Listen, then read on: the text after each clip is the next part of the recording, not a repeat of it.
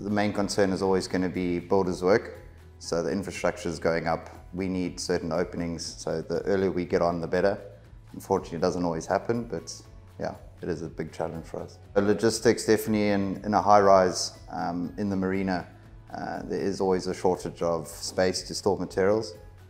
So you always strive to get on-time deliveries, which is sometimes harder than it is. Obviously, you rely on your suppliers to deliver on time. So you go with your trusted and well-known suppliers for that. It's a big challenge getting everything up. So what we do is we do stage material. So we try and get all the material for the day up into the level, into the area where it needs to be installed 24 hours before, to minimize the amount of time labourers have to come down the building. One of the big lessons learned that has carried through is sequencing.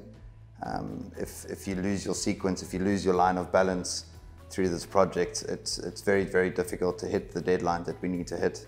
And being a fully internal with Alemco, Alec and fit out, it helped a lot trying to keep that line of balance correct. So we got better and better as we went through.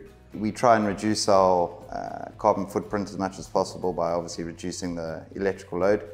For example, we use heat pumps rather than water heaters.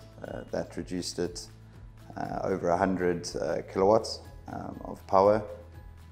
Other innovative ideas we had and that we implemented well was the Papa and Plura terrain venting system. It allowed us to reduce the size of our risers, reduce the size of pipes required, and obviously gave the client a bigger footprint for sellable living space. As an MEP contractor, we rely heavily on the logistics of the main contractor. Obviously they set the pace, and if you don't have a good working relationship with the main contractor, you're always going to struggle as an MEP contractor. So having a building or having a project where you've got the main contractor, the MEP contractor and the fit-out contractor all under one group has been hugely beneficial. We get on very well. The relationship that we have along with the client is very, very, very good, which does help us be proactive, get the job done quickly. Obviously, there's a lot of workshops done between design departments, and obviously being under one group helps a lot. We obviously work off BIM.